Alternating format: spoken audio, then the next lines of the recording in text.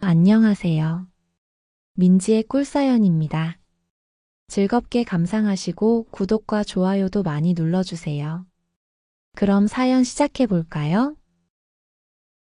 저는 지금 아들의 두 친구와 함께 살고 있어요. 덕분에 요즘 제 인생이 아주 즐겁고 다시 젊어지는 기분이라고나 할까요? 아들의 두 친구는 번갈아 가면서 혹은 동시에 저를 즐겁게 해주고 있죠.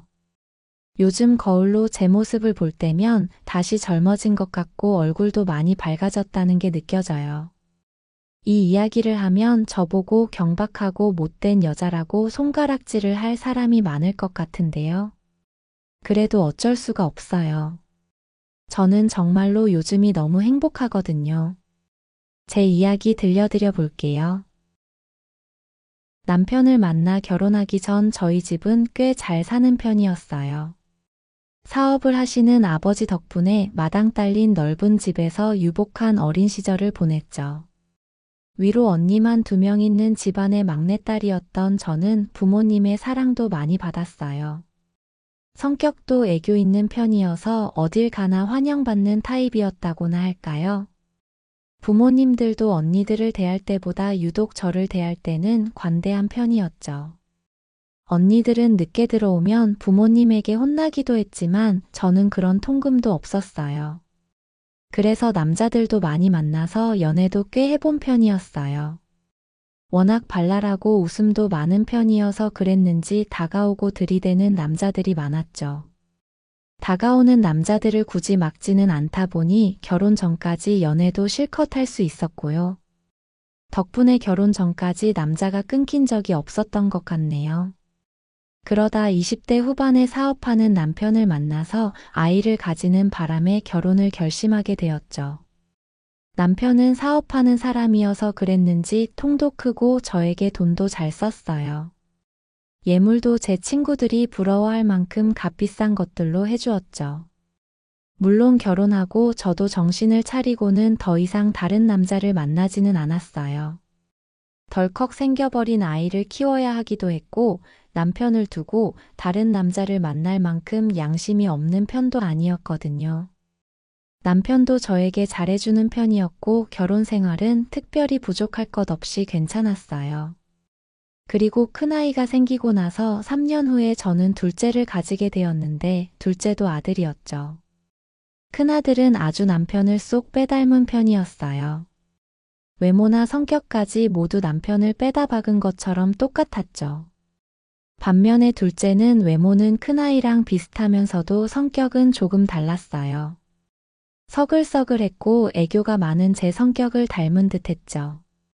아무튼 둘 다 저에게는 너무 사랑스럽고 소중한 아이들이었어요. 둘 다 활발한 탓에 아이들이 어릴 때는 집안을 있는 대로 어질러놔서 정신이 없기도 했죠. 아이들이 커가면서 남편도 두 아이를 모두 끔찍이도 예뻐했지만 유독 본인을 쏙 빼닮은 큰아이를 조금 더 예뻐하는 것 같기도 했어요. 특히 남편은 낚시하는 걸 좋아하곤 했는데요. 그래서 종종 가족 나들이 겸 온 가족을 데리고 낚시를 하러 가기도 했죠. 큰아이는 남편을 닮아서 그랬는지 낚시하는 걸 엄청 좋아하더라고요. 반면 저는 물가에 앉아서 한없이 기다려야 하는 그 시간이 좀 지루했어요. 둘째도 그런 것 같았죠. 물가에 낚싯대를 던져놓고 기다려야 하는 그 시간 동안 지루해서 징징대는 일도 많았어요. 그래서 낚시를 가게 되는 날이면 저는 둘째를 따로 데리고 숙소 안에서 놀아주기도 했네요. 그러다 보니 언젠가부터 남편은 낚시를 가게 될 때면 큰 아들만 데리고 가는 일도 많아졌어요. 남편이 혼자 낚시하러 가는 게 아닌 큰 아들을 데리고 가는 건 저에게는 반가운 일이었죠. 집에서 혼자 두 아이를 봐야 하면 힘들기도 했는데 남편이 아이 1명 부담을 덜어주는 셈이었으니까요. 그런데 큰아들이 중학생이었을 무렵 낚시를 하러 떠났던 남편과 큰아들은 집으로 돌아오는 길에 교통사고가 나게 되었고요. 사고가 심각했던지라 두 사람 모두 그 자리에서 세상을 뜨고 말았죠. 집에서 쉬고 있다가 사고 소식을 전화로 듣고는 저는 그 자리에서 실신을 해버리고 말았어요. 아침만 해도 다녀오겠다면서 멀쩡히 집을 나서던 두 사람이 그렇게 되었다는 게 믿을 수가 없었죠. 그때 이후로 몇 달간은 정신을 추스를 수가 없을 만큼 인생이 너무 힘들었어요. 넋이 나간 것처럼 살았는데 시댁과 친정에서 그런 저를 많이 챙겨주셔서 저는 겨우 일상으로 돌아올 수 있었죠. 한동안 친정엄마가 하루도 빼놓지 않고 오셨던 것 같아요. 하늘이 무너진 것 같았지만 산 사람은 살아야죠. 둘째 아들을 보면서 계속 마음을 다잡고 열심히 살았죠. 남편도 닮고 저도 닮은 둘째는 제가 살아가야 할 유일한 이유였어요. 이제 남편이 없어서 제가 가장이 된 거나 마찬가지였으니 저도 일을 해봐야겠다는 생각을 하기도 했죠. 남편이 남기고 간 재산이 꽤 되기는 했지만 그 돈을 평생 축내면서 살 수는 없는 거잖아요. 아이가 학교에 가면 저도 시간을 보낼 일이 필요했고 소일거리라도 하자는 생각에 동네 식당에 일을 나가보기도 했어요. 그렇게 일이라도 나가서 억지로라도 사람을 만나고 하니 시간이 가면서 조금은 견뎌지더라고요. 그리고 다행히 둘째도 잘 자라주었어요. 본인도 아빠랑 형을 잃어서 슬펐을 텐데 공부도 열심히 하고 항상 제 마음을 헤아려주는 다정하고 속 깊은 그런 아들이었죠. 시간이 흘러서 아들은 대학에 갈 나이가 되었고요. 남편이나 저나 공부머리는 별로 없었던 탓에 둘째 아들도 대학은 지방에 있는 4년제 대학에 겨우 합격하게 되었죠. 아들이 지방으로 대학을 가게 되었을 때 제가 따라갈까도 생각을 많이 했었는데요. 사는 곳을 옮긴다는 게 쉽지는 않겠더라고요. 아들은 주말마다 집에 올라오고 열심히 대학생활 하겠다고 저를 안심시켜 주었고요. 결국 아들이 대학을 다닐 동안은 서로 떨어져 지내게 되었죠. 잘 지내고 있는지 궁금해서 연락을 해볼 때면 공부는 통 안 하는 건지 늘 친구들하고 놀고 있다고 이야기를 했어요. 저를 닮아서 어디를 가더라도 사람들하고 쉽게 친해지고 어울리는 것 같더라고요. 그래도 혼자 떨어져서 지내면서도 대학 생활에 잘 적응을 하고 있는 것 같아 안심이 되었어요. 아들은 주말이면 집에 올라와서 저하고 시간을 보내주기도 했고 대학 생활 이야기도 많이 들려주었어요. 동아리 이야기도 해주었고 때로는 미팅으로 만나서 사귀게 되었다는 여자친구 이야기를 해주기도 했죠. 아들의 이야기를 듣고 있을 때면 잘 커준 아들이 너무 고맙다는 생각이 들었어요. 내가 남자로 태어났으면 아들 같은 모습이지 않을까 싶기도 했고요. 그렇게 시간이 흘러 아들은 군대도 다녀오게 되었고 졸업할 무렵이 되었을 때 서울에서 직장을 가지려고 애를 많이 썼어요. 그런데 이 녀석이 학점 관리를 유독 못했는지 서울 쪽에 지원하는 회사는 족족 다 불합격을 하고 말았죠. 그러다가 경기도에 있는 한 회사에 나름 좋은 조건으로 취업을 하게 되었고요. 이번에도 쉬는 날에만 집에 오는 걸로 하고 아들은 그렇게 따로 나가서 직장 생활을 하게 되었네요. 월급은 많지 않아도 서울에서 직장 생활을 했으면 했는데 아쉬웠어요. 그래도 본인 앞가림을 위해서 열심히 사는 아들이니 저는 묵묵히 응원을 해줄 뿐이었죠. 그런데 취업을 하고 나서 얼마 지나지 않아 아들이 저에게 한 가지 부탁을 하더라고요. 대학교에서 사귄 친구들인데 서울에서 직장을 얻게 되었다고 했고요. 지낼 곳이 필요한데 저희 집에서 지내게 해주면 안 되냐는 부탁이었죠. 친구들은 2명이라고 했는데 하숙하는 식으로 있게 해주면 그 친구들이 일부 생활비를 낸다고도 했고요.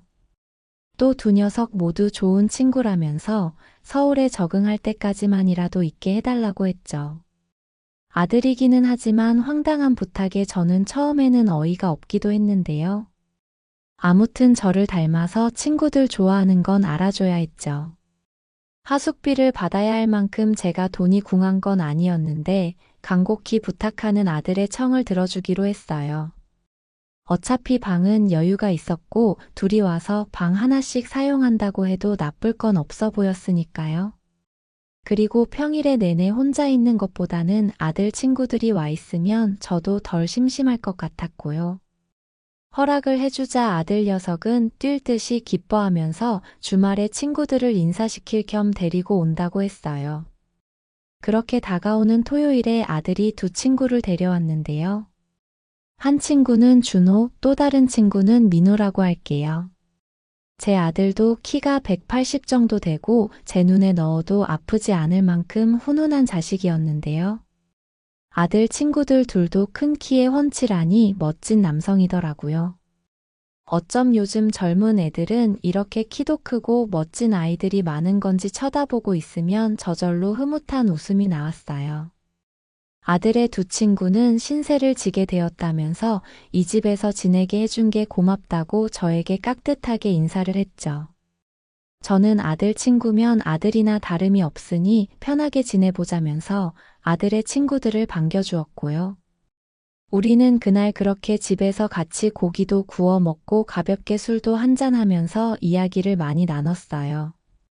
오랜만에 집이 시끌벅적한 기분이 들고 좋더라고요. 저는 원래 상당히 사교적이고 외향적인 성격이라 그런 분위기를 좋아하거든요.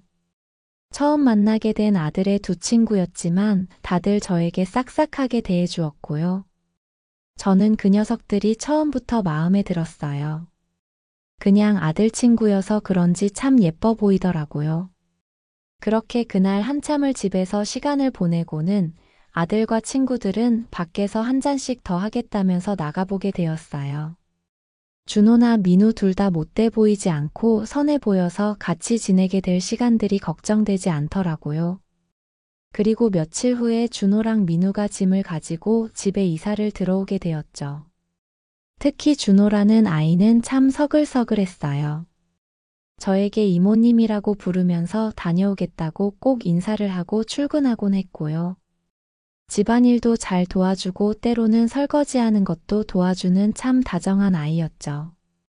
민우보다 준호는 퇴근이 조금 이른 편이었는데 그럴 때면 저하고 둘이 이야기도 많이 해주면서 같이 시간을 보내주기도 했어요. 덕분에 저녁 시간이 지루하지 않고 재미가 있었죠. 그렇게 준호는 살가운 성격이었고 그 아이와 대화를 나누면 시간 가는 줄 모르고 즐거웠어요. 물론 민우도 제 마음에 들었어요. 준호처럼 말이 많은 편은 아니었지만 예의도 바른 친구였고요. 다들 각자의 매력이 있는 아이들이었죠. 아들 친구 둘이 와 있으니 집안이 허전하지 않아서 좋더라고요. 혹여나 밤늦게 제가 동네 마트에 뭐라도 살 것이 있어서 잠깐 외출을 하려고 하면 준호는 꼭 나와서 밤늦게 혼자 다니면 위험하다면서 같이 가자고 선뜻 나서 주기도 했죠. 그런 날은 준호랑 동네를 산책하면서 이야기도 나누고 더 가까워지는 기분이었어요. 그렇게 얼마간 지내다 보니 저녁에 산책을 가는 게 루틴처럼 되기도 했어요. 하루는 준호랑 다른 날은 민우랑 이렇게 파트너를 바꿔가면서 말이죠. 그러던 어느 날 저녁 산책 중이었는데요. 준호가 뜬금없이 저보고 만나는 남자분은 없냐는 이야기를 꺼냈어요. 저는 이렇게 나이 많은 아줌마를 누가 만나주겠냐면서 푸념 섞인 대답을 했고요. 준호는 그런 이야기하지 말라고 제가 아직도 매력이 많다면서 듣기 좋은 이야기를 해주더라고요. 그래서 내가 어떤 매력이 있냐고 슬쩍 물어봤죠.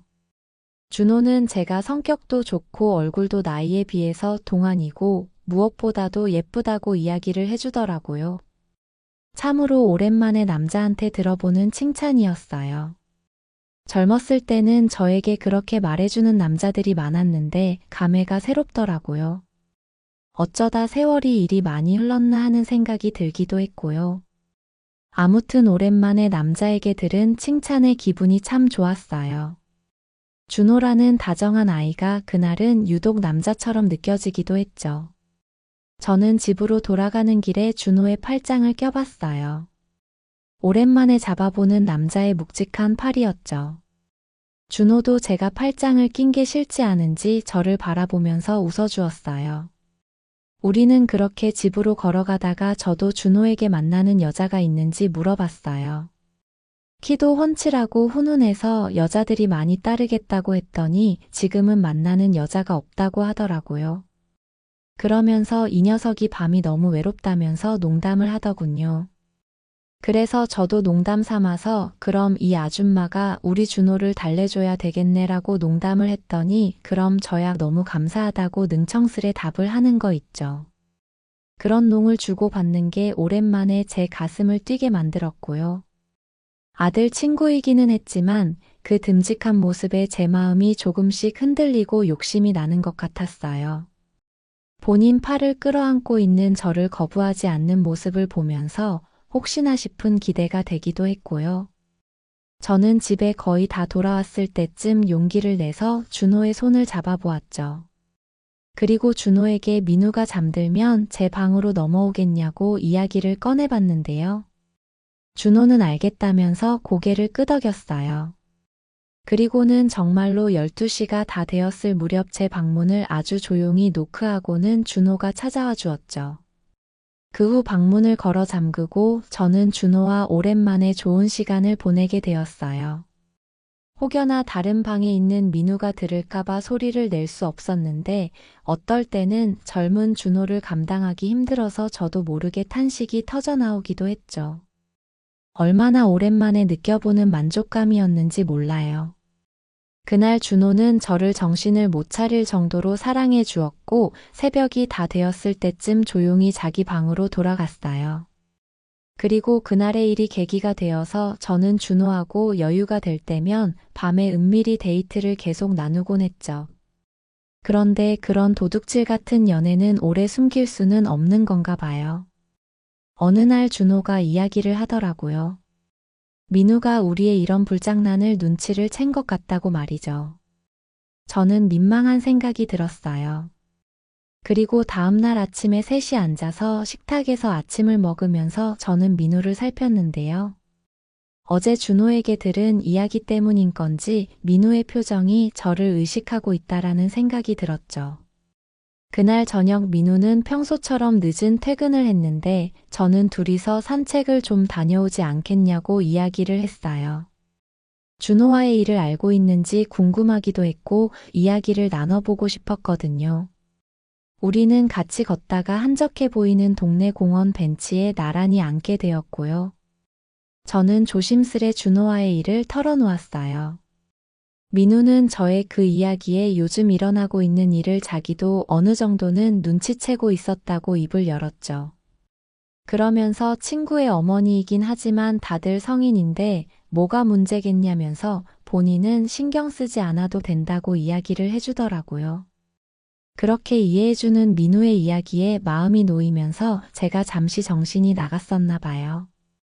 저는 부끄럽게도 민우와도 좋은 시간을 보내보고 싶다는 생각이 들었죠.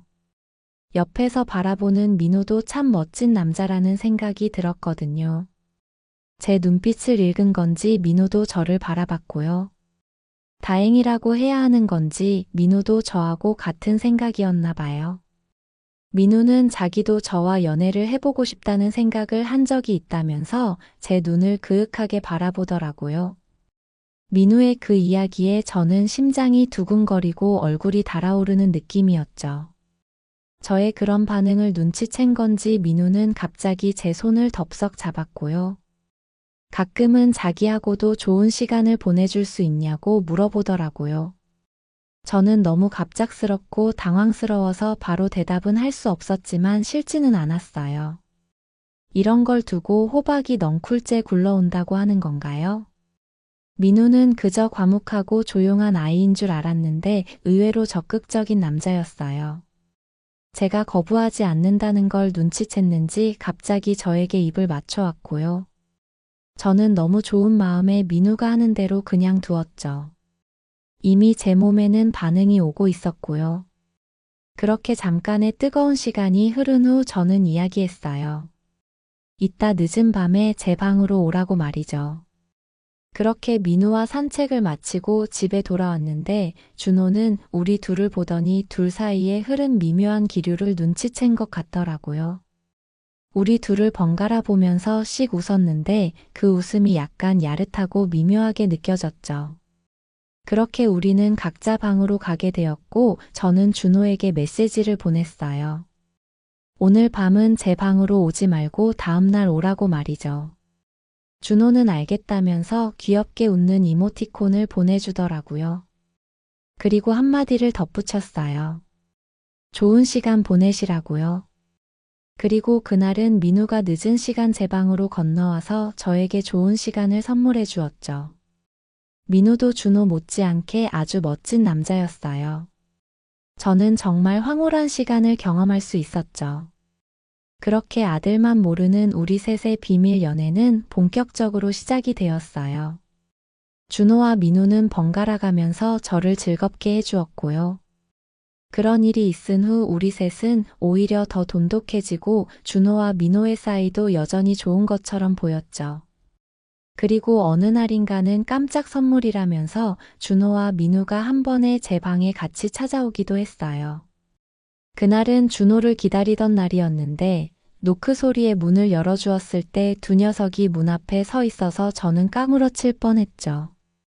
그런 건 처음이었는데 저는 그날 살면서 느껴보지 못했던 짜릿하고 황홀한 느낌을 가져볼 수 있었네요. 그날 아마 몇 번이나 절정에 가게 되었는지 기억도 나지를 않아요. 저는 아들의 두 친구 녀석들에게 정성스런 음식 준비로 제 고마운 마음을 전하고 있네요. 그렇게 저는 아들의 친구들을 서방으로 모시면서 지내고 있어요. 그 시간들이 너무 황홀하답니다. 주말이면 아들이 집에 와서 하룻밤을 보내고 가곤 하는데요. 아들 녀석을 볼 때는 살짝 민망한 기분이 들기도 하지만 저도 엄마이기 이전에 남자가 필요한 여자잖아요. 이 사실을 알게 될 일은 없겠지만 저를 이해해 줄 거라고 믿어요. 저의 행복한 시간들은 한동안은 계속 이어질 것 같네요. 제 이야기 들어주셔서 고맙습니다.